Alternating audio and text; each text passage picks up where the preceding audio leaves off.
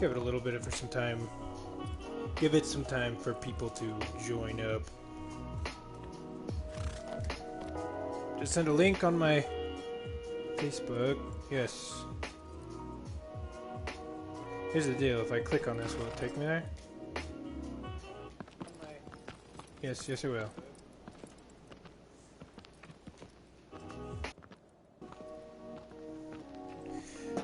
Okay. Oh, that's good stuff. Always gotta say it.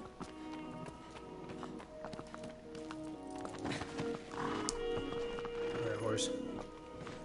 Okay, that's the wrong button. Alright, we're, I don't know where to go. Let's go this way. What the heck now? Okay. Nerds. Nerds, okay? Let's talk about nerds. I am one. Well, I consider myself one.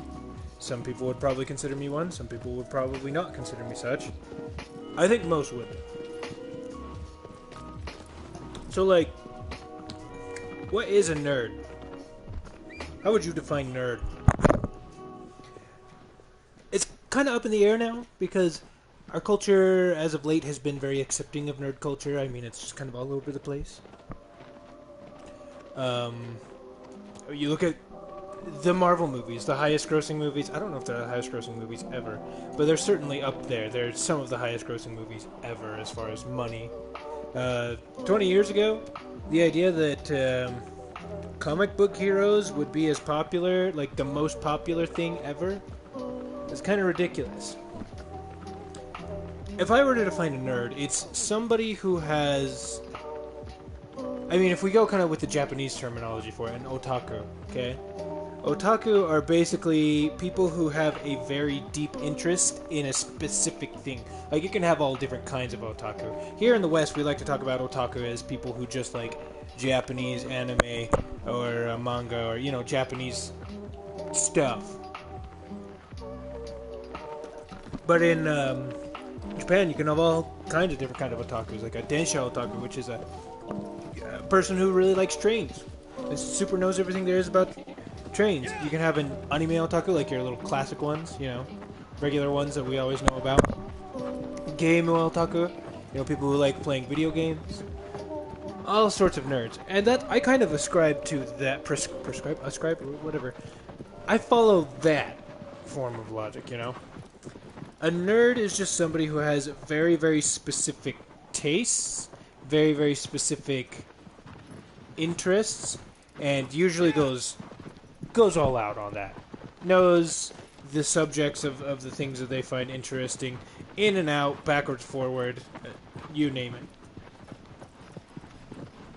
So by that logic, you could actually have sports otaku. You could have sports nerds.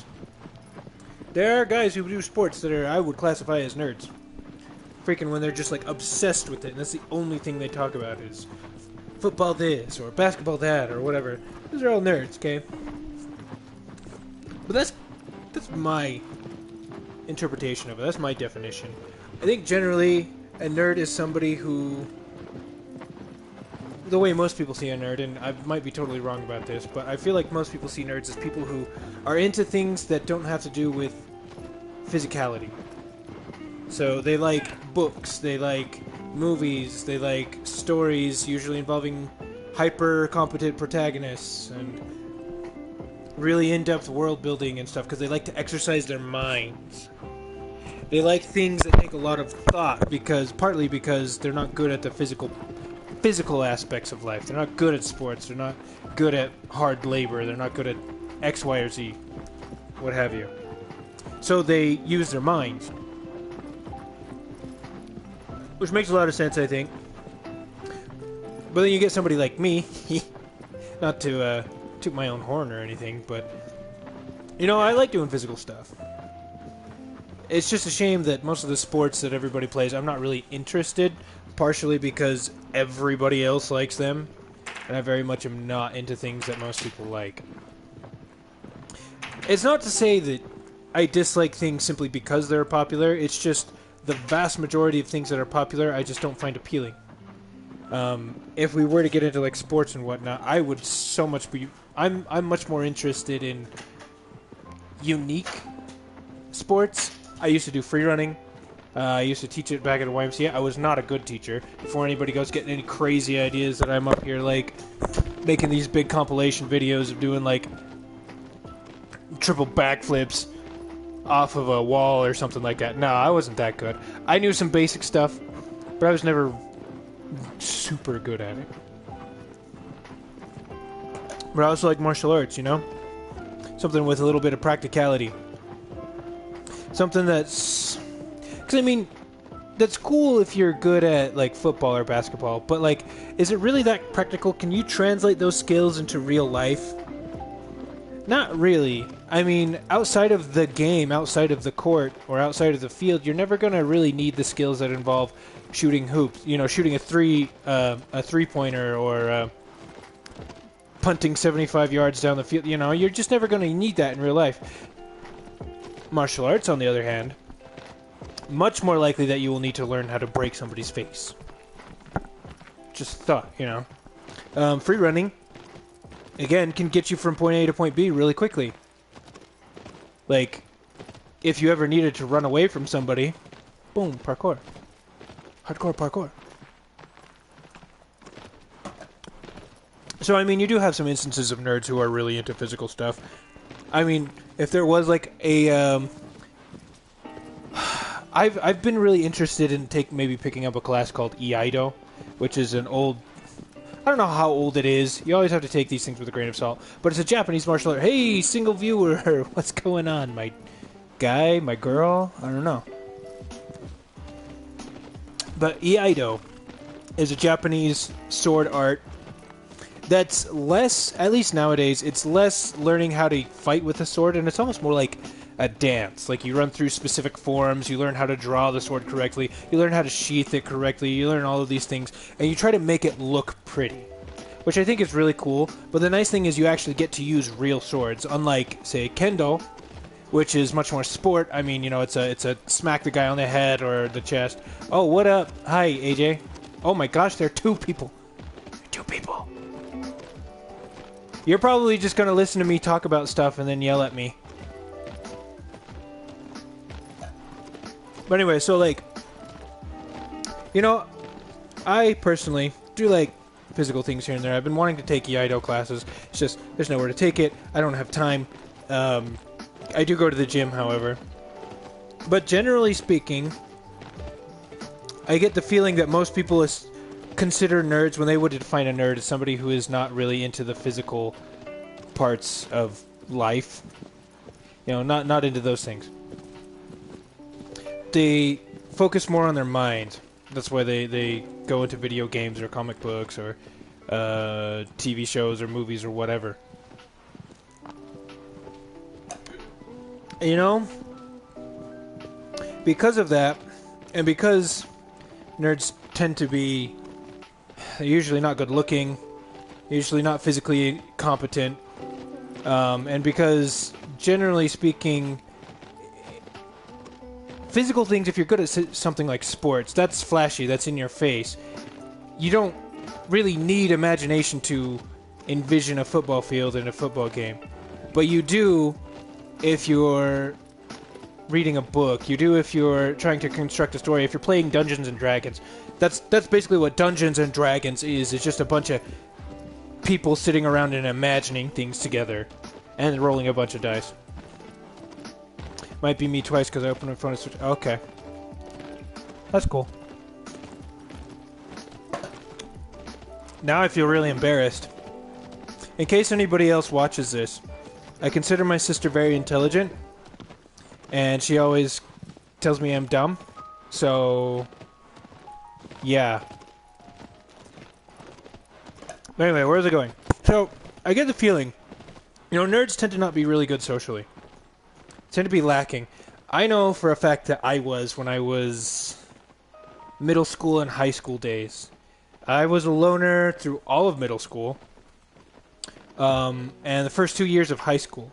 And that didn't really bother me. Like, I wasn't particularly... I mean, I kind of wanted friends, but I didn't really care. I was more than content to go to school, do my work, get my homework done, come home, play video games. Boom. Yeah. She's not mean. She's just smart.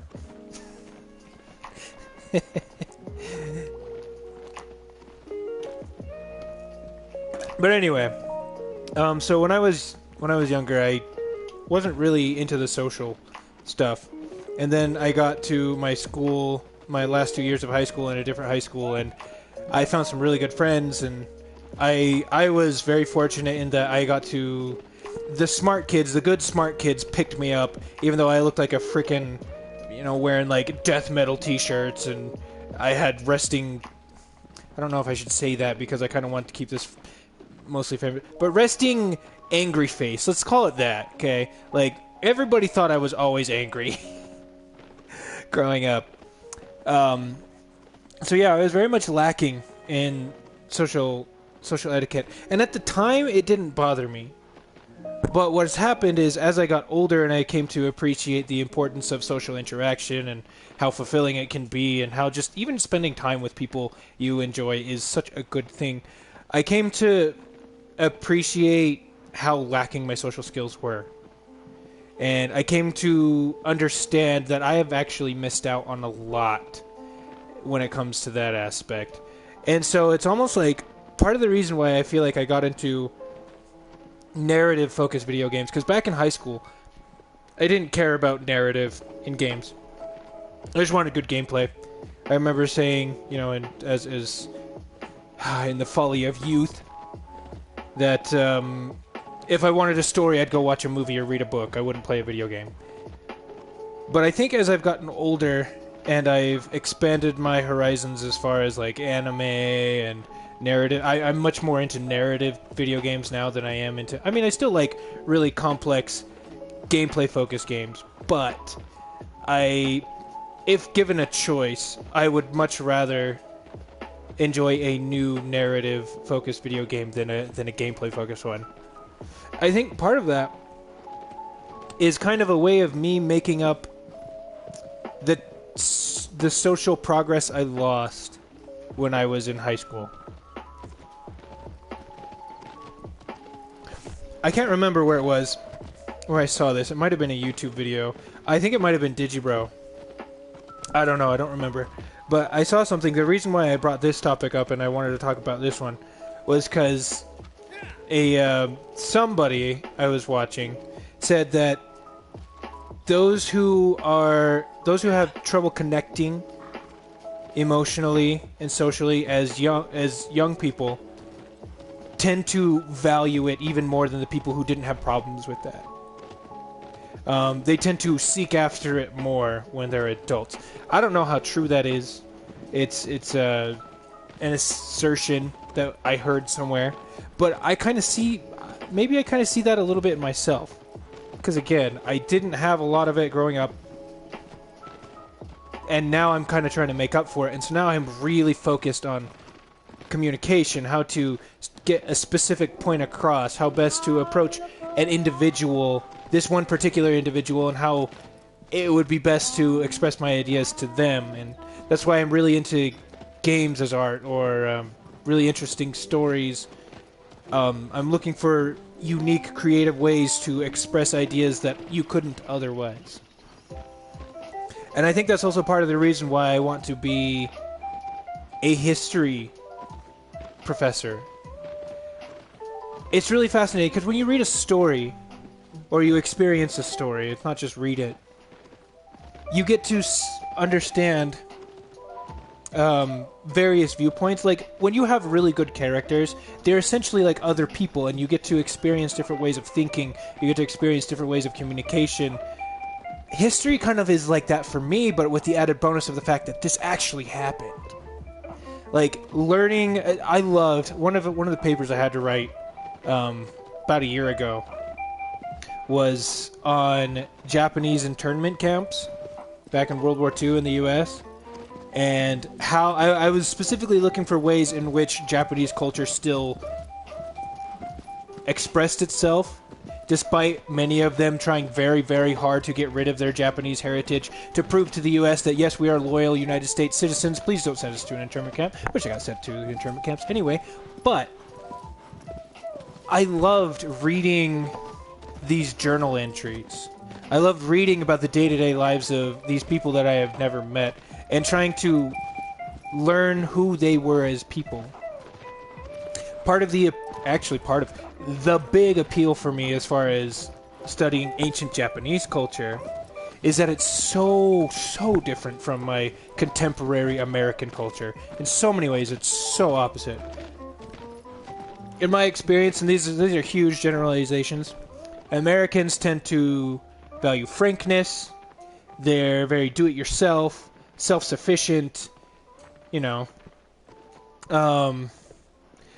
They can be brash, I guess you could say. That's kind of the bad end of way of looking at it. Is they can be brash. They can be,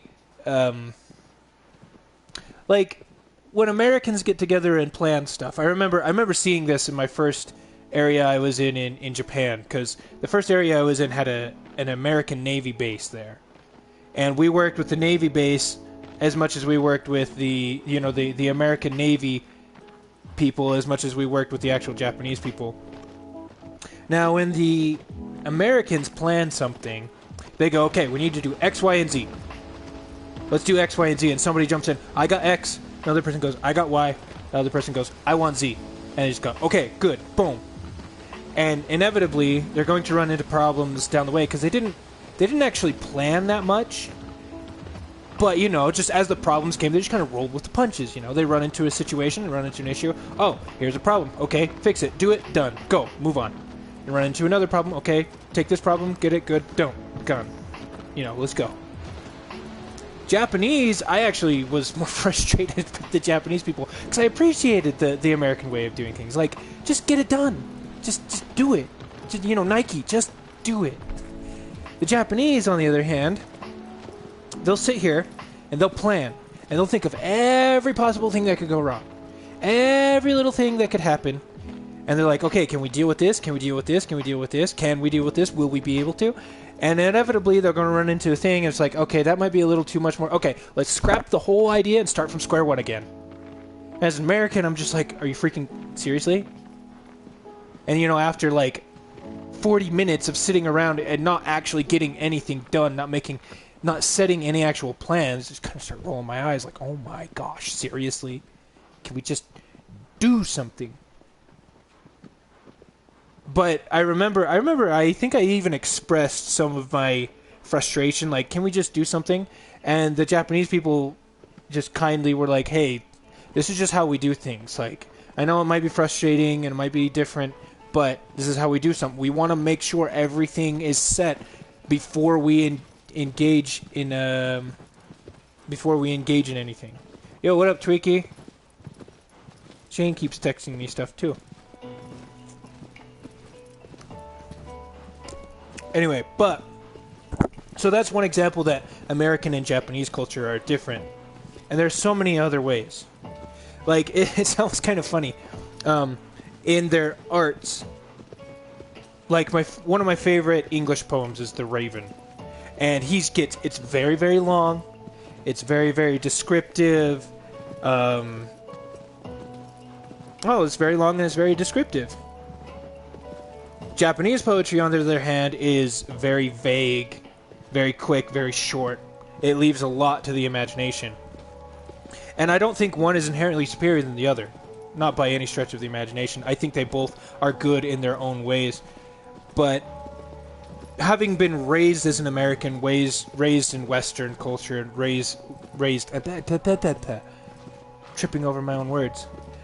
Having been raised American in modern times, you go and you look at ancient Japan and how so many things are different, but then you look at the core of the human experience and it's still the same. And I love learning about the different ways in which people behave that ultimately serves the same purpose, I guess you could say. Because everybody's just trying to live life, they're just trying to be happy, and everyone has a bunch of different ideas on how to do it. And even if I don't necessarily agree with the way that I think people are doing it, and I think that they may just straight up be wrong, I love learning about it. Again, I'm a nerd. I love learning for learning's sake. It's something... I was going to actually say, my sister doesn't... I've talked to my sister about this before. She doesn't really Not that she doesn't get it per se, but that's just not my sister. A lot of people in my family don't enjoy learning for learning's sake. I do, though. I absolutely love learning just to understand something. And that's the appeal of ancient Japanese culture, is because it's so foreign, so weird, so different, that it takes all of my faculties to understand what's going on. I mean, just today I saw on my Instagram stories some of my Japanese friends, they put little, I don't want to say cards, but they wrote on little pieces of paper and stuck them on little plants. And apparently you're supposed to do this with bamboo. And I asked, what the heck is this? What is this? I don't understand. And my one friend is like, well, have you not heard of... And I don't know how to pronounce it, but the way you write it is with the character for 7 and the character for evening, 7 evenings. And I'm just like, no, I have no idea what that is. She's like, oh, it's something we do in summer a lot in Japan. And I'm like, oh, okay, well, I'll have to look that up. And so there's just one more thing that I don't know. Just only specific subjects. True. But I mean... Other thing is, today, while I was over at my brother's house, I mean, I saw a recommended video of a guy who has a big old huntsman spider, and I don't like spiders, man. I don't like them. But there's some morbid fascination I have with them, you know? It's so disgusting that I have to look at it. So I watched this thing, and this guy has a huntsman spider. Freaking disgusting. Couldn't say that about any foreign culture, though. Russian, Egypt, Swift, they would all be very different. Yeah, they are, but just with how Japanese culture in specific, I mean, granted, I haven't delved near as much into other cultures as I have ancient Japan, but it seems like ancient Japanese culture is as different from my own culture, is more different than my is more different from my culture than any other culture I have ever known anything about. So, very much you are right. Every culture is going to be very different, but Japanese specifically seems to sit at the exact opposite end of the spectrum. Well, ancient Japanese culture seems to sit at the exact opposite end of the spectrum from contemporary American culture. So, but anyway... Roundabout, going back to what my original topic is, topic on nerds, I guess, and connection. I love being a history major because it makes me feel connected to more people. History is just a bunch of individual stories and one big story. It's all just a story. And you get to experience and understand different people and connect with them. And, like, let me put it this way. I've talked about this before. But there is the second most famous female writer in all of Japanese history, Sei Shonagon. Is she the second? I don't know. One of the most famous classical Japanese writers, Sei Shonagon. She wrote a book called The Pillow Book, Makura no Soshi. And it's literally just Sei Shonagon just talking about life. It's her diary. Just talking about whatever. Talking about this and that. And, you know, learning about Heian period culture... where nobody says anything direct. It's very flamboyant. It's very... It's very rigid in its structure. There's very little freedom. But there's so much of it that's the opposite. And yeah, I'm sitting here reading Sei Shonagon. And she has this one little part in her book where she talks about the different times of day, the different sections of the day. And... what time of the year they're best at. So, like, for example, she starts off with, in spring, it is the daybreak. And she talks about how the sun's coming up and makes the sky pink, and the clouds are, these little wispy clouds with purple in them. And how gorgeous that is. And then she talks about at summer is the nighttime. Summer is best at nighttime when you have when the moon is shining and it's beautiful and you hear the various insects and the bugs chirping around. And she talks about how, and she just has a line in there that I absolutely love too. Ame no furu mo okashi, which means when it rains, it is also wonderful. Rain time is also wonderful. And she talks about in fall it is the afternoon, you know, is sunset. You know, talking about the geese as they fly home, and you know, it engenders this kind of sad yet really poignant feeling. And I remember sitting here reading this, and I'm just like, oh my gosh! I think the exact same thing! Holy crap! And so now I'm sitting here realizing the impact of what it is that I just realized. I am connecting to a woman from over 1,000 years ago in a completely on the opposite end of the world. Completely different culture. We have nothing in common. Except we both find these things amazing. Yeah, I remember reading that poem. That's actually super good. And again, we talked about how those two connect, how Seishonagon's little thing and the wild swans are similar. And again, I find that so fascinating. Because again, William Butler Yeats, when was he around? The 18th century? Maybe early 19th century? You know? But here this guy is writing, and he was influenced by Japanese. Finally connects to a woman. She's been dead for decades on the other side of the world. Dead for decades? You mean dead for centuries? Yeah, dude. Yeah, that's my problem. That's why I'm single. Is because I need to marry a Heian court lady. There we go.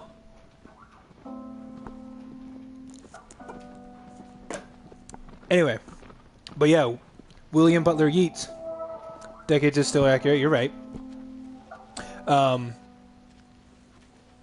you know, where was I going?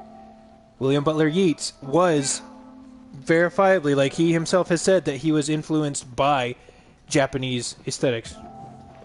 1916 and early 1917, the poem was first published in the June 1917. Yeah, and so I find it so fascinating that people can connect. That's why I love history, is because you can connect with people in ways that you never would have even thought possible.